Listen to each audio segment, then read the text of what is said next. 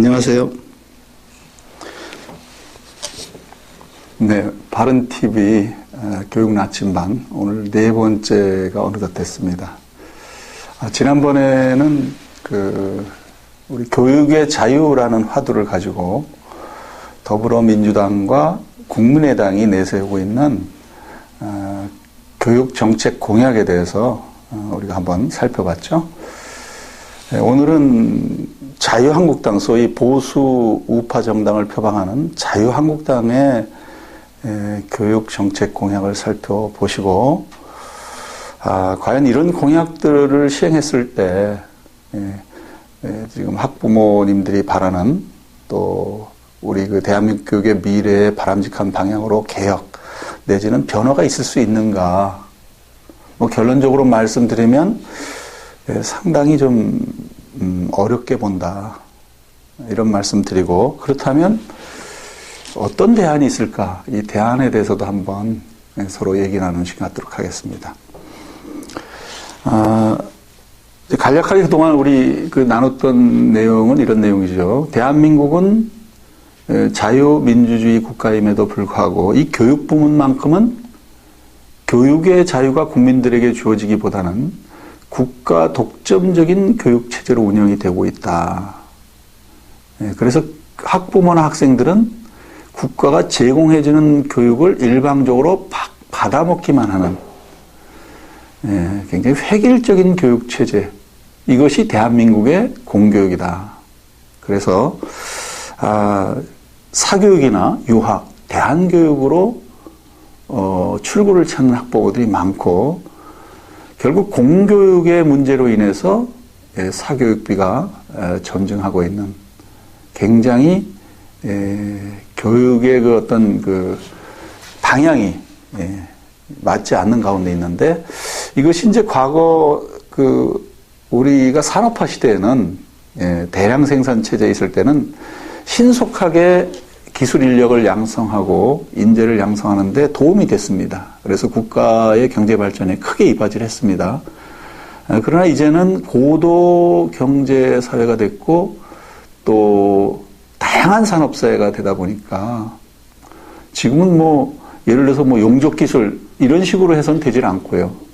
굉장히 세분화되고 다양한 직업 세계에 적응할 수 있는, 또 서비스 산업에 적응할 수 있는 소위 4차 융복함 시대에 적응할 수 있는 이런 교육이 돼야 되는데, 이것은 획일적인 교육만 가지고는 한계가 있기 때문에 대한민국 교육의 틀 자체를 바꿔야 된다, 이런 이제 결론을 우리가 냈습니다. 국가 독점적인 교육 체계의 틀 자체를 바꾸자.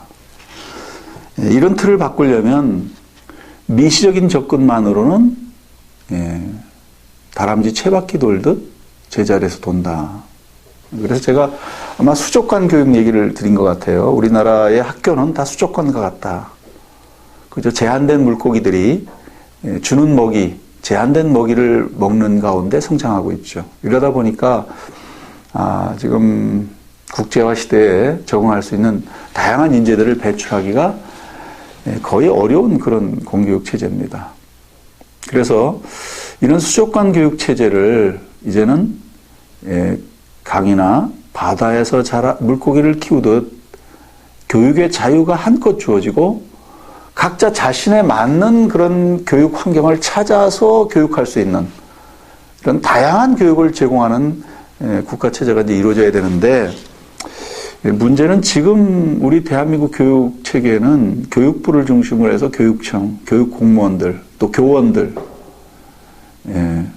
또 교총이나 전교조 같은 교원 단체들, 이런 기득권 세력들이 판짜기를 해가지고 교육비를 나눠먹는, 교육 예산을 나눠먹는 구조이기 때문에 어떠한 제도도 새로운 제도를 시행하려고 그러면 기득권 세력들이 반발하기 때문에 바꿀 수가 없습니다.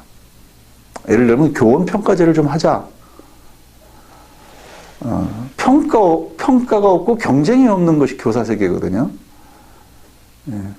그래서 교원 평가제를 하나 하자고 해도 이것이 제대로 된 평가 제도를 시행하기 어렵습니다.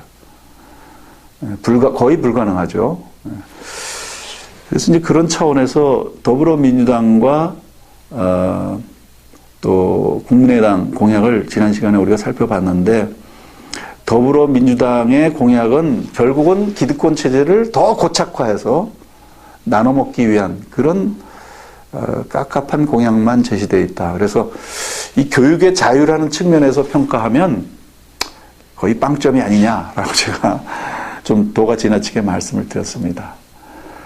국민의당 같은 경우는 상당히 파격적인 교육 공약들이 많습니다. 그러나 현실성은 없다. 그런 공약들이 절대 받아들여질 수 없는 우리 교육 현실입니다. 예를 들어서 학제 개편을 552로 한다든지 교육부를 폐지한다든지 하는 공약들은 실현되기가 어려울 겁니다. 왜냐하면 교육계에 종사하는 모든 사람들이 쉽게 수긍하지 않고 다 반발하고 사회 여론을 조성하기 때문에 이 대통령도 그런 일을 하기가 어렵습니다. 그래서 국민의당 공약은 좀 현실성이 없다는 말씀 드렸습니다. 그리고 이제 자유한국당의 그 교육정책 공약을 좀 살펴보려고 하는데, 제가 당시에는 자유한국당이 교육정책 공약이라고 발표한 내용이 없었어요. 그래서, 지난 2012년 박근혜 전 대통령 대선 공약이 있었습니다. 그 공약을 좀 분석을 했는데, 마침 어제 4월 12일 날 어제 홍준표 후보 쪽에서 교육 공약을 발표를 했습니다. 4가지를 발표를 했네요. 이 내용을 우선 한번 살펴보겠습니다. 첫째, 이제 초중등, 보통 교육이죠. 초중등생들에게 교육 바우처를 제공하고 대학생에게는 장학금을 우선 지원하고 사교육비 부담은 방과 후 학교 프로그램 확대나 EBS 프로그램을 통해서 줄이겠다. 이건 교육 공약이보다는 교육비 관련 복지 공약이죠. 두 번째는 이런 내용입니다. 현행 연 2.5%의 취업 후 학자금 대출이자 이걸 무이자로 전환해서 대출자들의 대학 등록금 부담을 줄이겠다. 이것도 역시 이게 교육 공약은 아니지 않습니까? 이 교육 정책 아니지 않습니까? 이거는 교육비 부담에 대한 복지 공약이죠. 세 번째, 그 대학교 지금 이제 대학생들이 이제 취업이 4학년 때 안 되면 졸업을 자꾸 유예시킵니다. 왜냐하면 졸업한 이후에도 취업이 안 된 상태에서 2, 3년 지나면 기업에서는 졸업하고 이렇게 뭐 했냐? 놀았다. 그럼 왜 놀았냐? 뭐 취업이 안 돼서 놀았습니다 하면 기업에서 잘 호의적으로 보지는 않으니까 이제 취업이 안 되면 졸업 자체를 유예시킵니다. 이렇게 해서 이제 뭐 대학을 5년 만에, 6년 만에, 7년 만에, 8년 만에 이렇게 졸업을 하는 경우에 그 유예하기 위해서는 그 학자금이 더 들어가야 학교에 내야 됩니다. 돈을. 한 70만 원이 들어간다 그래요. 그래서 이 졸업 유예 비용을 학점을 새로 취득하는 게 없이 그냥 졸업만 유예하는 데 들어가는 비용을 제로로 만들겠다. 이것도 이게 교육정책 아니지 않습니까? 이거 복지정책이죠. 결국 세금으로 돈 주겠다는 정책이죠.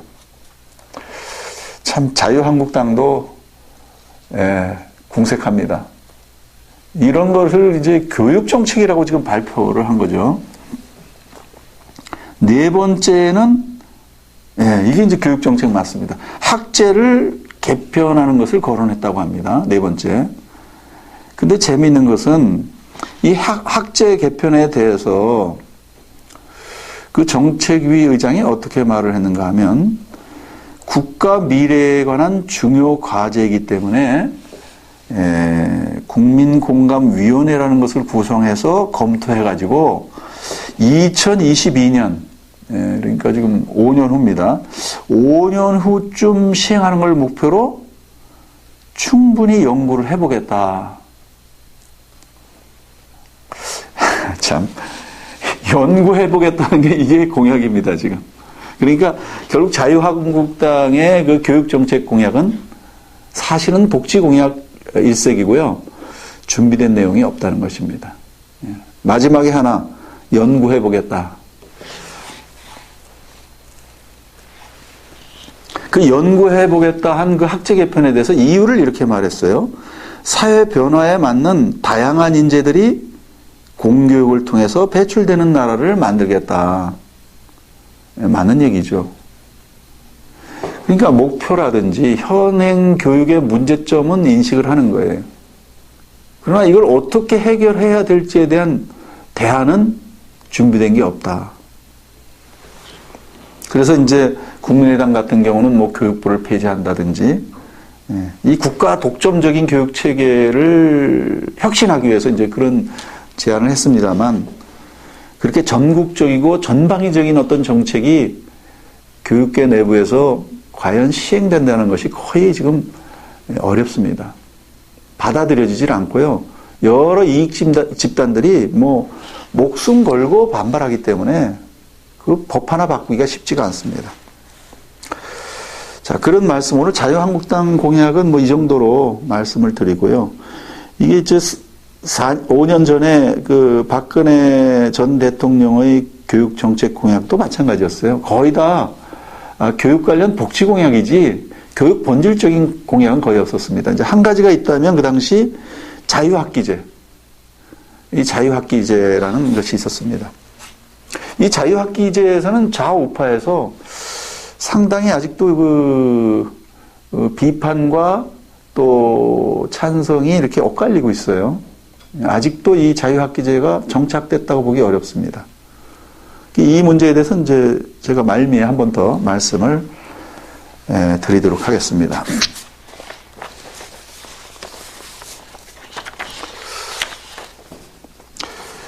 지난 4월 5일 날 바로 여기 그 바른사회 시민회에서 지금 그 대선 포럼 정책 토론 시리즈를 이제 이렇게 열고 있는데요. 그 중에 8번째 시리즈로 차기 정부 교육개혁 과제라는 주제로 우리가 이제 포럼을 했습니다. 그때 저도 발제자의 한 사람으로 중앙대 이성호 교수님하고 이렇게 발표를 했는데요. 거기서 제가 그 제안한 내용들을 오늘 좀 말씀을 드릴까 합니다.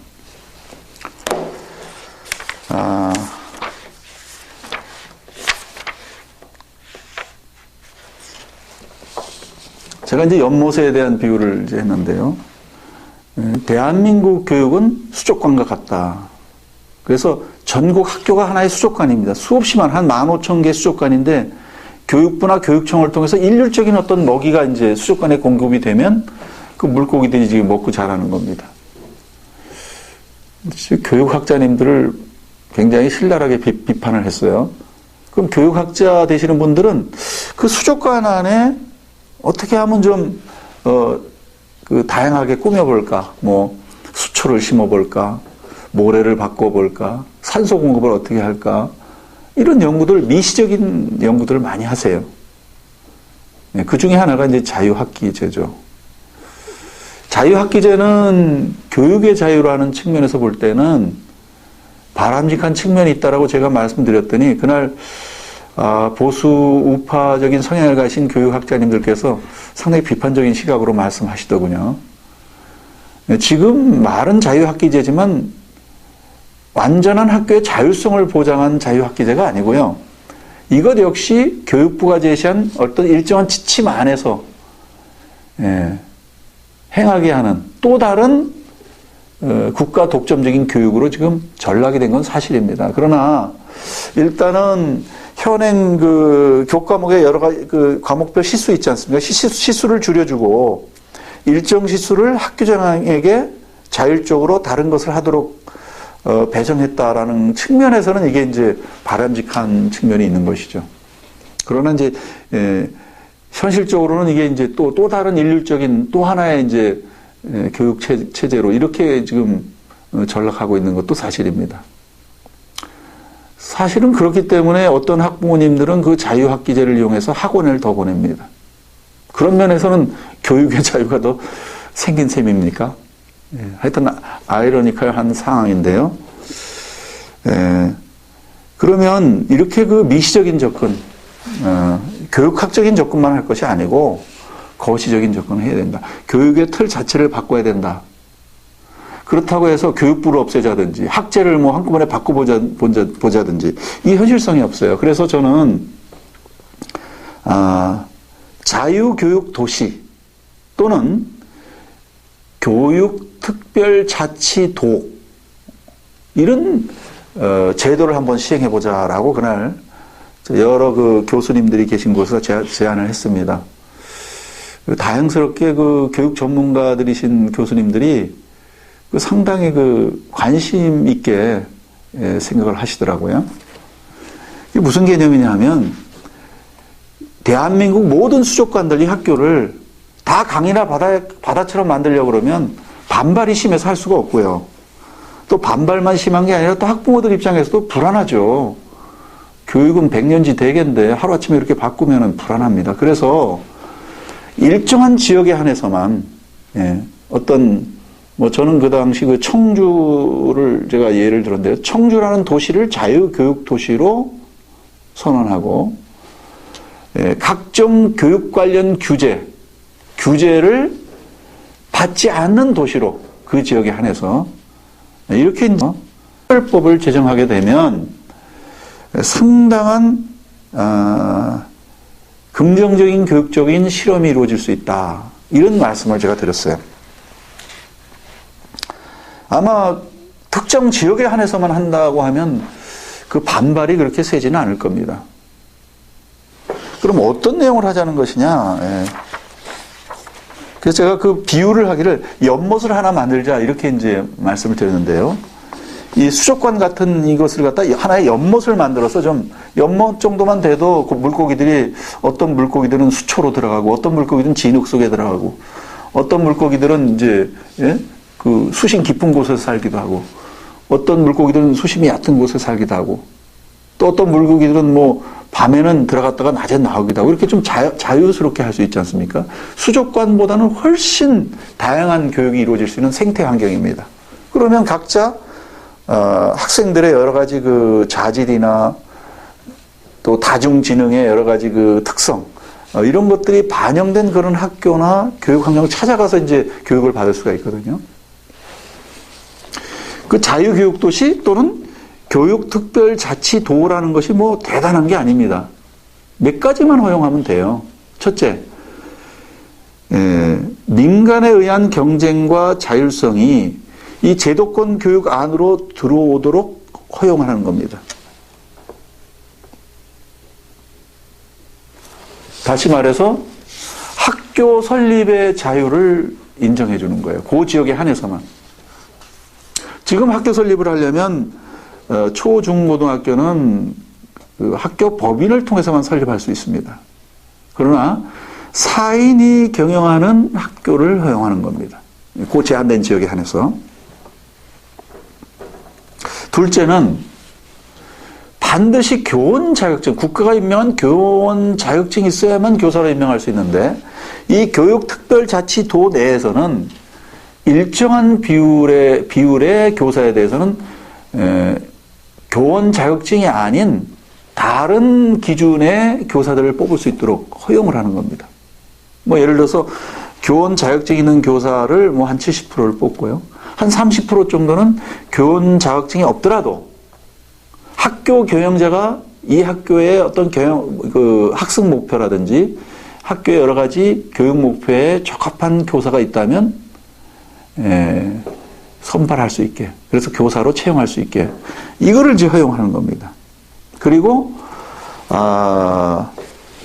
이 지역의 사인이 경영하는 학교를 허용할 때는 이 학교는 학생 선발권을 주는 겁니다. 또 학부모나 학생의 입장에서는 학교를 선택할 수 있게 해주는 겁니다. 그리고 그 단위를 전국화하는 겁니다. 전국에서 그 학교를 선택할 수도 있고 또 학교는 전국 단위에서 선발권을 가질 수 있는 겁니다. 이것만 해주면 됩니다. 그러면 그 지역에 대해서 이러한 특별법을 통해서 교육의 어떤 그 규제 규제를 일부 풀어주는 거죠. 그러면 국가가 여기다 예산을 쓸 필요도 없습니다. 또 기존의 교육체제를 변화시킬 필요도 없어요. 그대로 그 자유교육 도시 내에도 지금의 공사립 학교는 그대로 놔두는 겁니다. 그 학교 법인에 의한 학교들이니까요. 그러면 어떤 현상이 생길까요? 물론 이 학교들은 독자 교육의 자유를 줘야죠. 독자 교육의 자유. 또 교사 임면권에 대한 자유도 줘야 됩니다. 교사가 그 학교의 교육 목표에 맞지 않으면 해임도 시킬 수 있고. 그러니까 다시 말해서 62세 정년이 없는 겁니다. 또 교사에 대한 보수도 국가가 통제하지 않고요. 예, 학교가 평가해서 상당히 성과가 있고 훌륭한 교사에게는 그만한 교사를 초빙할 때는 더 많은 보수를 줄 수 있게 이렇게 또 허용을 하는 거죠. 그래서 적어도 그 자유교육도시 내지는 교육특별자치도 내에 규제를 풀므로써 새로 그 설립되는 학교들, 사인이 경영하는 학교는 계약자의 원칙이 100% 적용되는 겁니다. 학부모와 학생 사이에, 학부모와 학교 사이에, 또 학교와 교사 사이에. 당연히 이 학교에 대해서는 재산권도 100% 보장이 되는 것이죠. 만약에 학교가 학생을 모집 못하면 많은 투자를 했더라도 그 학교가 망하겠죠. 예, 그러면 그만큼 그 학교를 설립한 설립자는 손해를 보고 그 땅이나 건물을 다 처분해야 되겠죠. 처분한 것만큼은 뭐 본인이 회수해 가는 겁니다. 그래서 사유재산의 철저한 보장이 이루어지고 또 계약 자유의 원칙이 이루어지고 또 사적 자치, 다시 말해서 이제 독자 교육의 그 권한이 충분히 보장되는 그런 학교를 허용하는 이제 일정 지역, 그걸 이제 자유교육도시 또는 교육특별자치도 이런 개념을 제가 이제 제안을 했어요. 했더니 그날 참석하신 그 교수님들이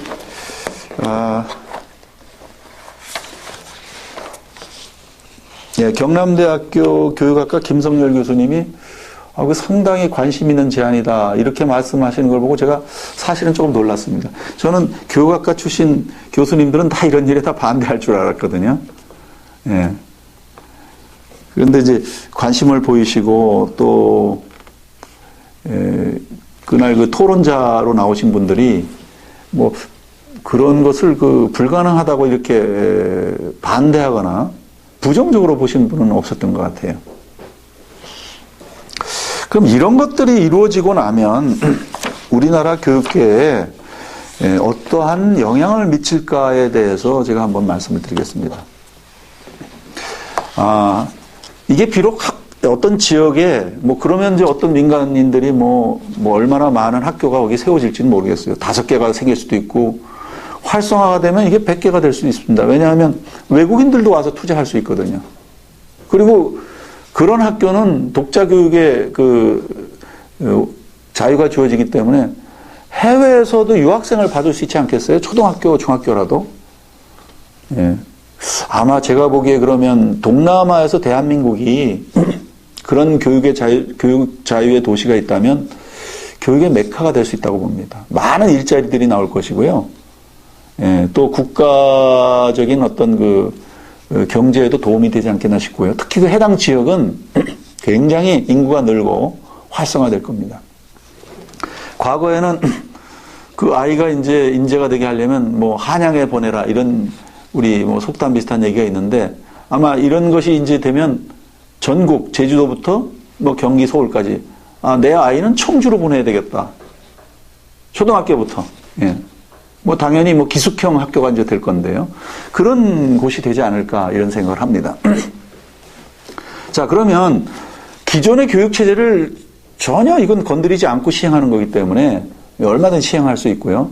이건 국가가 예산을 투입해서 많은 돈을 들일 일도 없어요. 다만 학교 부지라든지 이런 데 대해서는 조금 이렇게 국가가 마련할 수 있도록 또 도와주고 또 때로는 지방자치단체에서는 그런 학교가 많이 활성화되는 게 좋겠다 싶으면 국유지라든지 시유지를 장기 임대를 해서 학교 설립에 대해서 좀 더 원활하게 할 수 있는 이런 협조도 할 수 있겠죠. 자, 그러면 어떤 현상이 올까요? 제가 볼 때 이렇습니다. 첫째, 이 민간에 의해서 경쟁과 자율성이 제도권 교육 안으로 들어온 것입니다. 그러면 기존 교육 체제와 어떻습니까? 상호작용을 하게 될 거예요. 우선 학부모 입장에서도 그런 학교에 다니는 내 아이의 교육받는 여러 가지 생태 환경과 기존의 교육 체제에 다니는 아이의 생태 환경 비교하게 될 거고, 언론도 들여다보게 될 거고, 이것이 전 국민들에게 비교돼서 알려지게 될 거고, 그러면 자연히 기존의 교육 체제는 영향을 안 받을 수 없습니다. 잘하지 않으면 이렇게 내가 이 기존의 교육 체제 지금처럼 상당히 무사안일하게 해가지고는 국민들이 또는 학부모들이 이거 잘못됐다는 것에 대해서 많은 비난이 아마 들어오게 될 거예요. 그러면 기존 교육 체제가 상호 경쟁하면서 뭔가 나아지기 위한 노력을 안 할 수가 없을 겁니다. 두 번째는 아까 말씀드렸듯이 아마 그런 지역은 적어도 동남아에선 저는 대한민국이 교육의 메카가 돼갖고요, 많은 유학생들이 몰려올 거라고 생각합니다. 지금 거꾸로 우리 학생들이 필리핀이니 베트남으로 영어 교육 받으러 가는 게 이게 말이 됩니까? 오히려 해외에서 대한민국으로 많은 유학생들이 몰려오는 그런 교육의 메카가 될 것이다. 제가 볼 때 그런 학교들이 많이 늘어나면요, 그거 다 일자리죠. 지금 대한민국에 일자리가 없어서 청년들이 노는 건 아니지 않습니까? 청년들이 좋은 일자리가 없으니까. 지금 안산공단이나 이런 공단 지역에 가면 연봉이 3천 정도 되는 일자리가 굉장히 많아요. 근데 그 취업을 안 합니다, 그런 데는. 이런 생산직이나 이런 데 취업들을 안 하세요. 다 외국인들이 와서 그걸 하고 있지 않습니까? 한 150만 명 정도가. 그러면 하다못해 연봉이 3천이 안 되고 1,500만 되더라도 사무실에서 앉아서 일하는 걸 원하거든요. 그럼 우리가 이 교육 산업이 일어나게 되면 그 일자리들은 굉장히 고급 일자리가 되지 않겠습니까? 이렇게 해서 많은 일자리가 생길 것이고요. 국가 발전에도 아마 도움이 되지 않겠나 싶습니다. 네 번째는 사교육이 획기적으로 감소할 겁니다.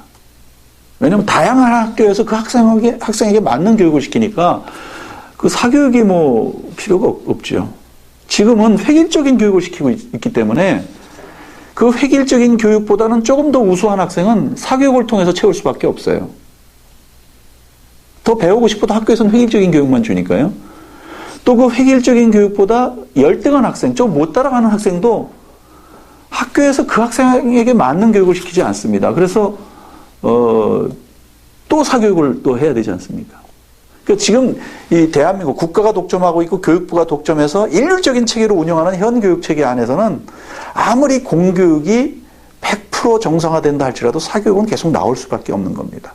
그러나 생태 환경이 다양한 연못과 같은 그런 환경의 학교들이 우후죽순처럼 있는 그 지역에서는 좀 내가 이런 면이 떨어지면 그런 것이 떨어지는 학생들이 가서 공부할 수 있는, 적응할 수 있는 학교를 선택해서 가게 되기 때문에 사교육이 획기적으로 줄어들 겁니다.